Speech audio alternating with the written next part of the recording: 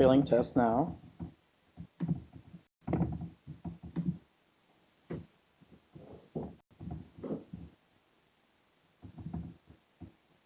Okay, so we have a failing test. It says it should be successful, and we have a client error, so we can start implementing the behavior. Cool. Okay, and I say, well, you know, it's a function in here that says stations. Maybe it will be the list of stations, so list stations. Okay, and this will be mapped to stations. So now if I run my test again, it fails. Interesting. That's the exception is what? Oh, sorry. Presentation mode. Oh, so it's looking for a time leaf template. So okay, fine. Template in HTML file. Stations. Cool. Can have an empty template. That's fine. Run the test again. What? Assumption parsing. What? Template stations. Line 6. What? Why you no work? Oh. Sorry. Debugging live. Cool. So if someone sees something, line 6, column 3. What is your problem? Okay. Clean the thing.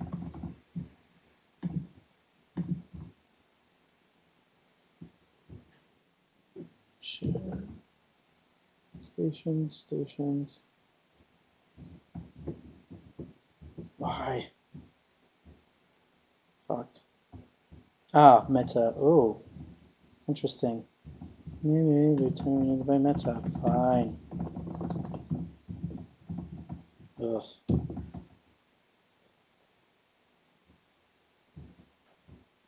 Nice. So now I have a working endpoint.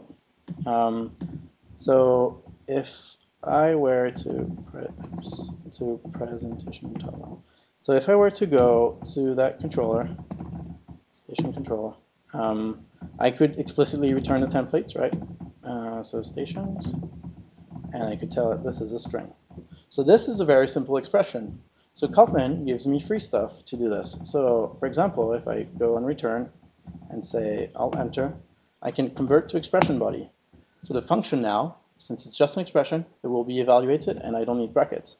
And then if I do that again, I can remove type specification.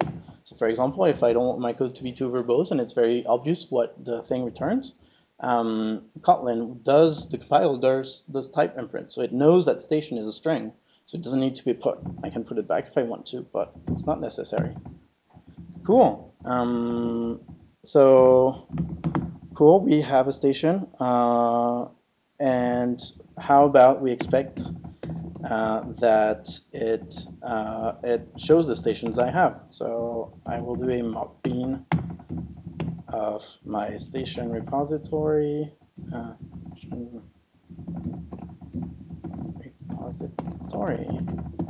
Station come on. Cool. Okay, so I can use that to do when. So Mockito.when. And you see it puts backticks because when is a Kotlin reserved keyword, so I'm not allowed to have when. So I can define my own when. So a function that I would call whenever, and that will just be a call to Mockito.when call. Cool. So now whenever station repository dot find all and return. Then I will return a list of stations. Station 1, that is the first station, and station 2, second. Cool. And I could expect that the model and this has an attribute that's called stations, and the value of this attribute should be same, a list of station 1 first and another station 2 second. Excellent. So you see here I defined this function in the middle of the file like this. It's just a static function that is not tied to a class, so I can use it wherever. Could be helpful to write past helper, for example. So now if I run this, it should blow up. Yeah, it does blow up. It's expected stations and it has null. So we can implement the thing now. So we say that this takes a model, and I need my repo now to load the stations. So I can do it the auto-wired field way, like this. Station repository, station repository. But it's a bit clunky, it's a bit ugly, so I will do the constructor way, same as in Java. So repo will be a station repository. Fine. Okay. And now I can say, okay, I want log body, and I will do things to my model. Stations, attribute stations, and it puts repo.findAll. Excellent. So I run this, and it should work.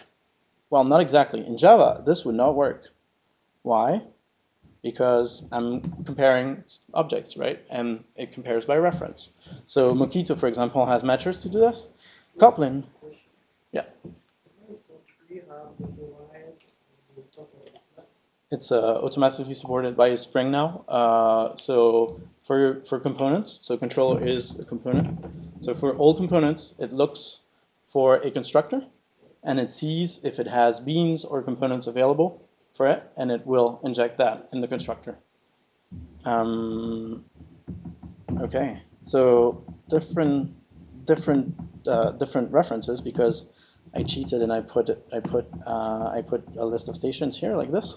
So Kotlin will help me do the kind of things that I can see here. So Kotlin has a special type of class, which is a data class, and a data class is just a class, but it has several other things implemented for me. Hash code, equal to string. So I don't have to do that. I don't have to use Apache Commons or whatever. It will do field by field comparison just for me out of the box. And it works. One thing we could show as well is the nicer toString that we get. So Kotlin print, I want to print a station, like 42. Hi, I'm a station. If I run this, it's brain. All right, it says nice printing of the station as well. So this is like out of the box in Kotlin. Cool. Yes. Is there a need to get a template for the string method? Yes. Yes, exactly. We will come to this. Cool. I will show it a bit later. So far, how is it? Is it fine? Do you have questions? Okay, cool. So since I don't want to spend the evening TDDing this thing, I have cheated a little bit, and I have started a new repo. So let me talk presentation. Cool. And I will open demo test, I think, this window. So this is basically a further version of the app. So it does more things. Oops, turn on that. So it's like it runs and it gets all the stations from a station scraper, then saves it to the repo, stuff like that. Okay. And so now what I want to do is have a station scraper like this and implement a few functions to scrape a list application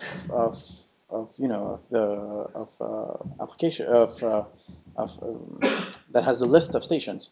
So it looks like this. This is something that's maintained by someone outside of Vlim. It's not official, but it has like all the list, and you can get the IDs, and using the IDs, you can then pull the API, for example, and you have more info if you want inside. Okay. So what I have, oh no, station scraper test. What scraper? There we go. Okay, I have tests for this. So can't use my things. So I have a list of tests of things I want to do. So I cheated and I put it here. So there are several things. One is that page, I want to scrape it and get data out of it. Okay, so I could go here and I have a very nice parse station from page. Okay, so now I can do, when I receive a string, I can do jsoup what is it? Parse the page. Okay, so this is the page. And I can do page. I can select the line selector. This is like a line in my table. This one. And now there are several lines, like you've seen on the page. Probably, oops, like 10, 20 lines on a page. So for each of those, I want to do something. And so I have Kotlin things to do that. I could use for each like this, or I could, return a map. So a map is the map things that you see in other languages, JavaScript, or the select of C#. So now, for example, I could return empty station. So this, I can return just that if I want, but that's not exactly what we want.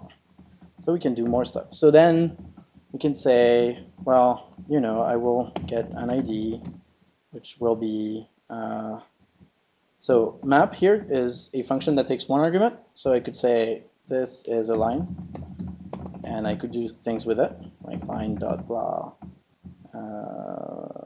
select. I can select ID selector like this, and I put that here. I don't have to specify return, because return is the last thing in the block. Here, too long text, and this is a long, cool. And the name is line.name selector. So name selector, and I take the text of it, and I can put my name. So this is a way of doing it. But you see that if I erase this, actually Kotlin has defaults for this. So I could say it. It is the only argument. So if you have a function with one argument, you can use it as default thing. Okay. Fine. So now when I run my tests, it's slightly better. There's a test that runs. Cool. So we can move on. So the first thing was I have a page. I want to get stations out. Now, how do I get the pages? So this is pretty easy. Function body. All right. So I have a REST template. It's called client. Get for entity. Well, it's the lib around, and I want a string. Class. Okay. So this is basic Spring REST template. Like no need to do stuff. Ooh. Yeah. It's Java protected. It's Java protected. Like in Kotlin, protected is just for subclasses. Internal is package wide. So all my package can see it. I have no way to make it just visible to the test. I have to do reflections and crazy stuff if I want to do this. So I mark it internal. I could be public. So we said. There is one more thing for internal, which is you can once you package in the file, if a someone that depends on you, you can see the internal. Yes. So it's important for an app like this that is not intended to be used as a lib. It's it can give a clue to people who come after that this was not meant to be seen outside. But if I mark it private, then I can't test it. I have to do like crazy stuff around it. So, leave it public, maybe underscore it. But so that thing actually, I think the idea was more that I had it in my config. So config dot stations list URL. So this is just a list of station, but when I look at my tests, it says, well, you have several pages. Come on, give me something. Yeah, it's like it's supposed to parse the page and do stuff. So we could do, crazy Java plus things like p, and then dash, and then plus I, and then well, there's a nicer way to do it. Oops. So what I want is this, right? Oh, it looks like this, and I want that. So string templating $I. So this is injected in my string. Same, I could inject this in the string as well. Oops. Since this is just a value, so $ works. If I want an expression, say with dots, I need to put brackets, but I could do crazy stuff like equals, hi, just pure templating. Okay. Oh, is it better? Is it not better? Yeah. Station reading, is that correct? Yeah. Oops. Test URL. So it should be this. Get page list get for entity string.class. I have to exit this. I can't read. Sorry. Should get a given page. Oh, it returns null. What? Why are you? It's not marked.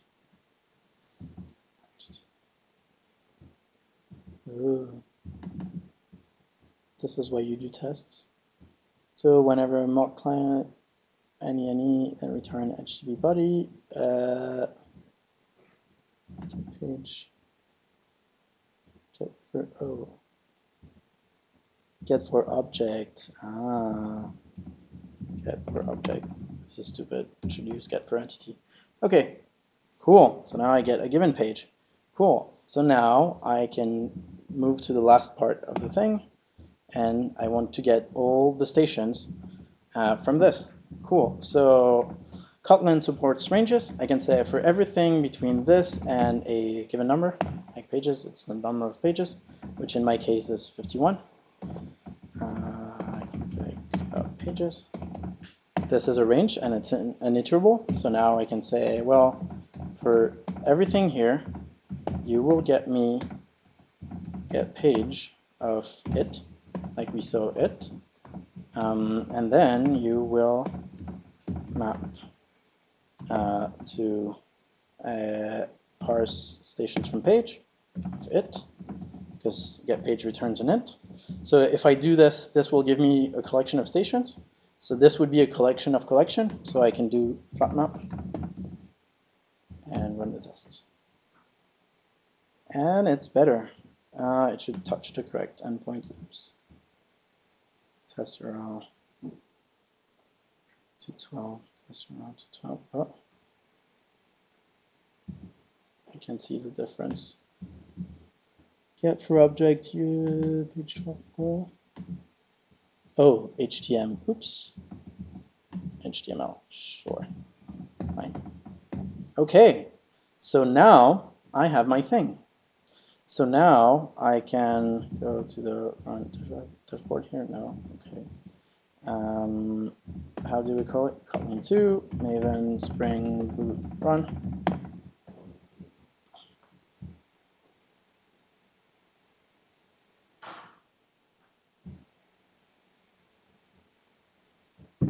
Ooh, oops.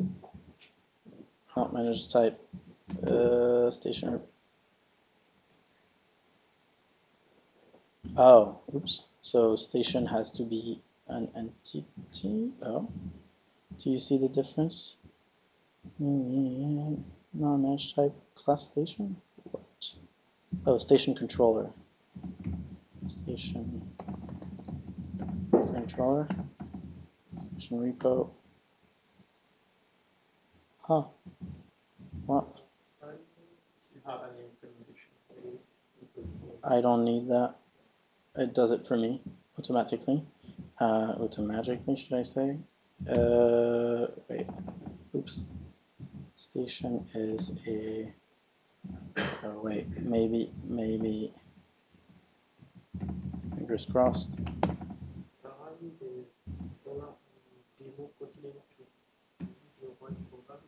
Oh, I'm not in the right thing. Thank you very much. Yep. Okay. Valibap. Yeah. Events run. Thank you, my friend. I think you have earned a sticker.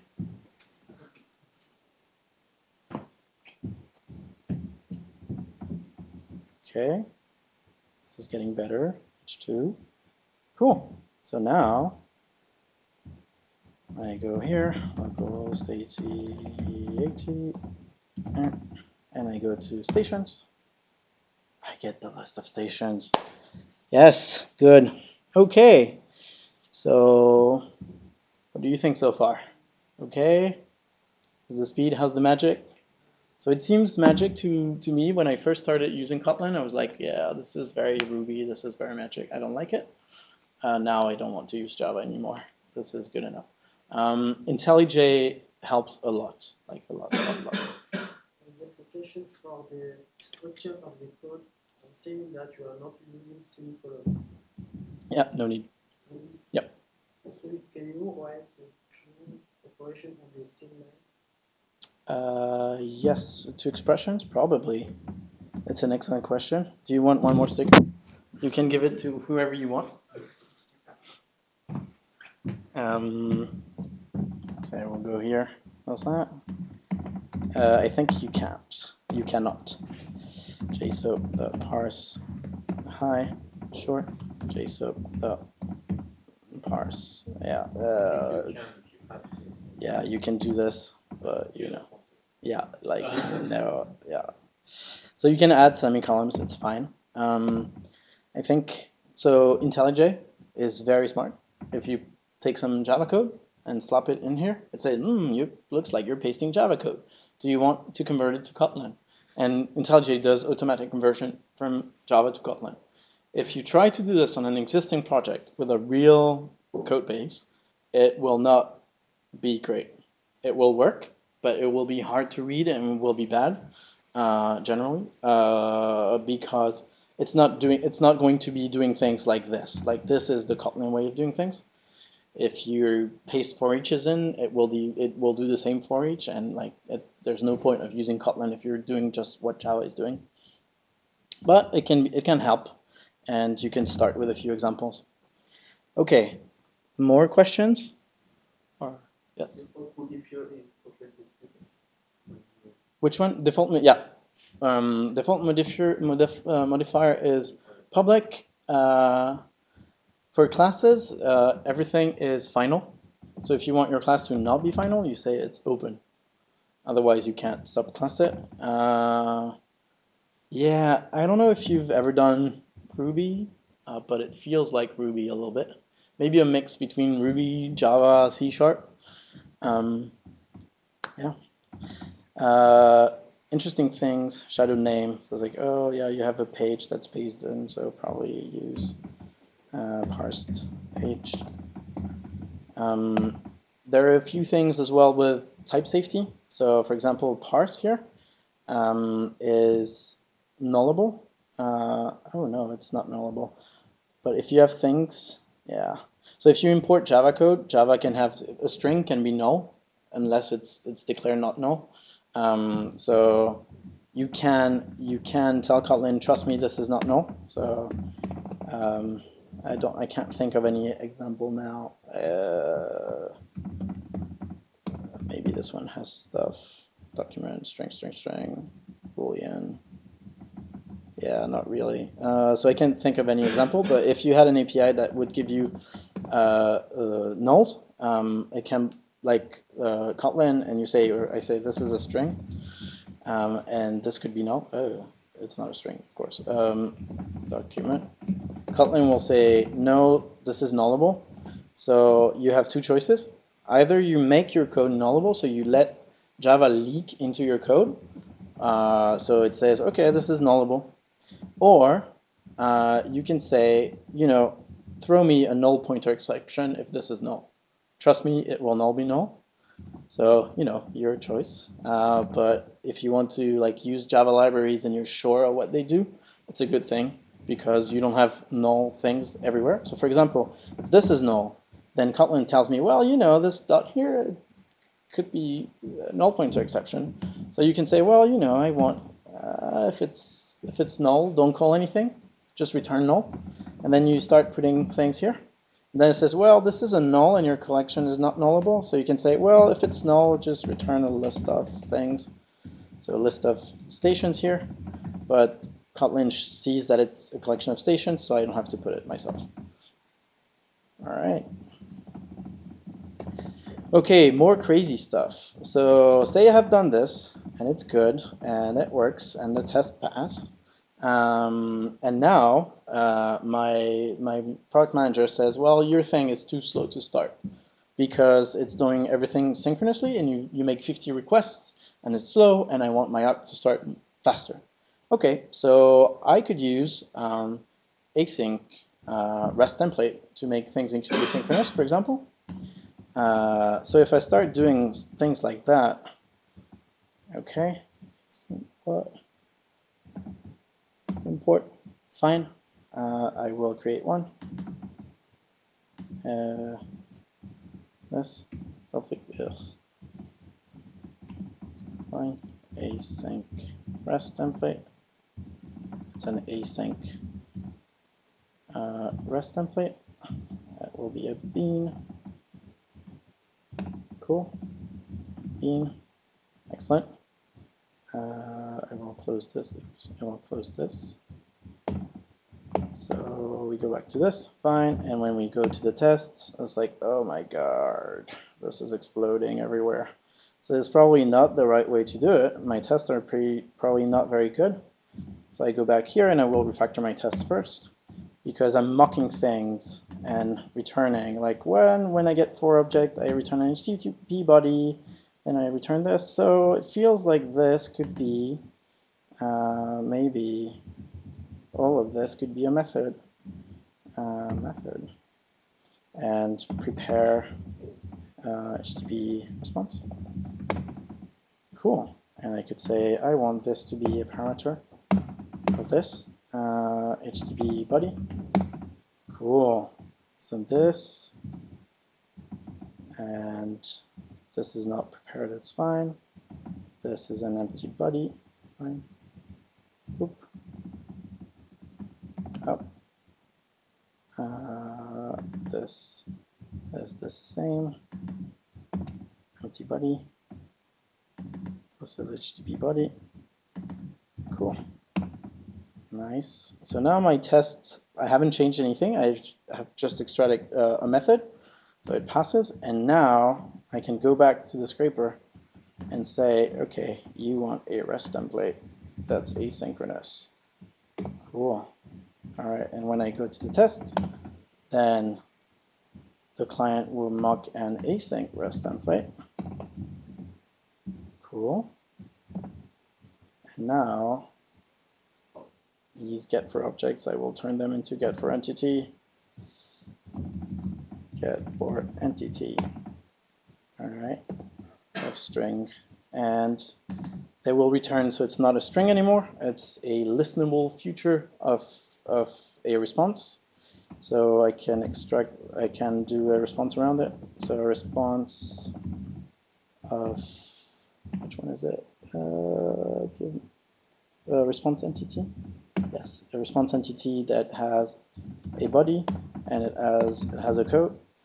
Okay, so this will be my response entity. Fine, and I can say this is a Spring thing that helps me test async results. It's a listenable feature that returns the things you pass it, so you don't have to do the whole thing. Cool. All right.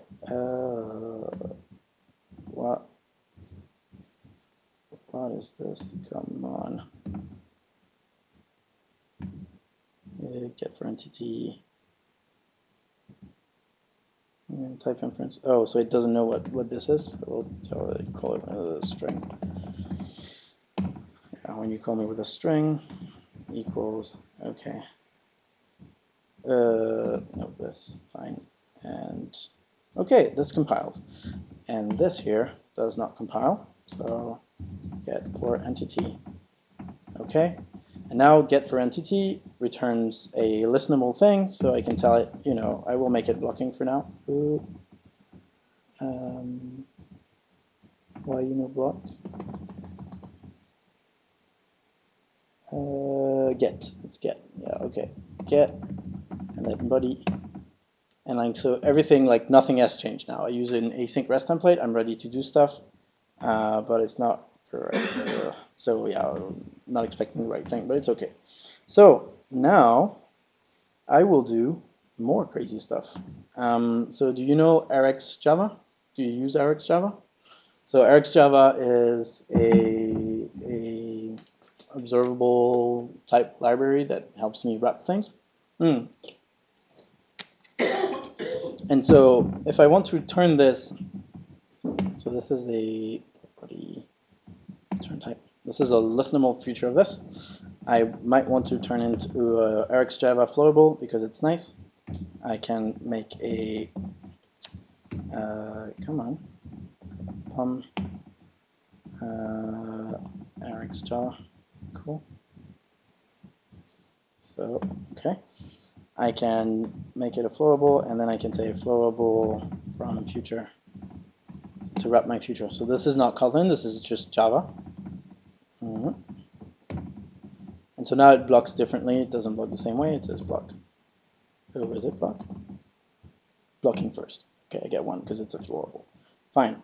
So this is a bit ugly, and I can use Kotlin stuff to create new methods on objects that are not mine. So for example, not only a package, extensions, okay, and we'll do a Kotlin file that is REST template extensions, and that thing. You can take the REST template and you say, I will have a function that takes an async REST template and that get flowable of a URL, which is a string, and this will do REST template dot get for entity of URL and string class. Okay, and wrap this in a in an RxJava flowable from future. So now I have this helper function that is not static, that is attached to the REST template. And so when I go back to the station scraper, now this is the test. Instead of doing all of this, I will erase the type, and I will say my new thing, get flowable. Ooh. And this is still a client. It's still a async. Oh, and I don't need this because I removed it. It's still an async REST template, but I have attached a new thing on it. And I could do more crazy stuff. I could do when I have a range of what int. So int range. Oh no, I want a collection of flowables. Oh, sorry, collection. When I have a collection of flowables, I can say I want a function that's called wait all, and that will block on all and get all the things. Okay, fine. And this will do flowable dot zip. So this is this, and it will do nothing to the receiver. Oh, why you know what? Oh, sure. So it's a flowable, it's a type T, and this is a flowable of T. Yes. So this, I zip, and when I zip, I flat map the result. Sure. I just mapped the result. Map. Oh, I want to iterable. Oh no, blocking last. So I block. I will wait for all the things, and then this Kotlin thing, like it gets lost with the flowable signatures. It doesn't know what type it is. So I retype the thing. I say, well, trust me, this is a T. So how is this good? This is good now because my scraper now, instead of blocking here, so if I do this, I will get the first page, block, do the thing, get the second page, block, do the thing. Well, here I can say, just get me the flowables and wait all. And now it's a response entity, so I get the body out. And now things happen in parallel. So I will wait for all the pages to be loaded, and then I will parse everything. So like I can avoid blocking a thread to get this instead. Okay, and if we look at the starting thing, so like this, I should have measured before instead of trusting my PM. So I can use Kotlin to do this. So this get all stations save. I can say I want to measure how long it takes. And so I can take this and move it, right? And this will give me the time. Load time. So, and then I could print or get a logger from Spring. Class and info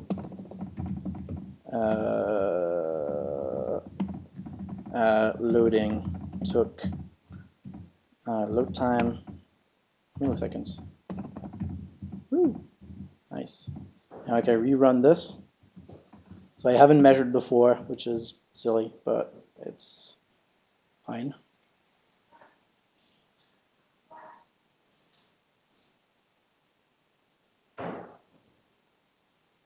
So it starts and it says, oh, I don't print.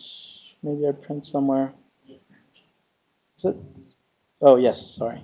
Yeah, so 1.6 seconds for 50 pages, which is acceptable. It's not great, but if you do it without that, it will be like 3-4 seconds. Cool, so that's pretty intense. I think I will stop here for questions, but I will show you one or two things, not code that I wrote myself, but that are interesting. So Kotlin has a great thing that is called Kotlin koans. It's exercises to see like how the language works, so you can discover stuff. So here there's an online thing, so you can try it online. Koans online. So it's like 50 exercises that show you the language, and they have some pretty interesting stuff. So if I open a thing here, so this is the kind of thing that you can do yourself in Kotlin. So this is all user-generated code. So here I declare an HTML that has a table. Inside the table you have a row that have 3 columns, and then you can like add more things in it. And this is just pure Kotlin code. You can do it yourself. So it's very, very cool.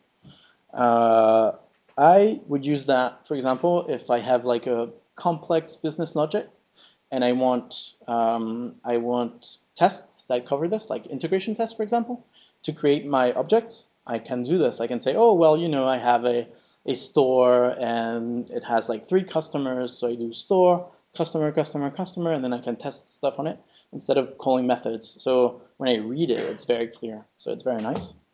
Other crazy stuff in Kotlin that I will not show here is this.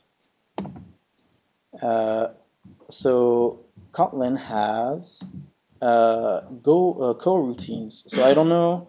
Do you know Go, the language?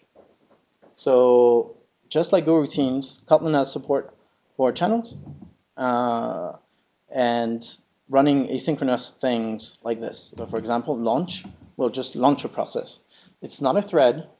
So it's more lightweight.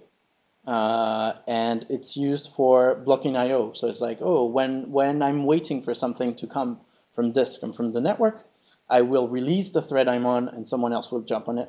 And this is the functions they call suspend. Suspend is like, oh, sometimes I will give back the thread to someone else to execute work. There's a great talk by the guy who made Kotlin about this. You can spawn like 100,000 coroutines and run them asynchronously, and it's like super fast. If you try to do this with threads, like 100,000 threads, your JVM will explode. Like there's not enough memory for this. So this is pretty cool as well. And I think I will stop here. Okay. So sorry it was a bit fast at the end, but you know. There will be a repo of this, so more examples of code and how I've built the things. I wanted to show some D3 animations and things, but you know, it takes just too much time to show it. Okay, questions?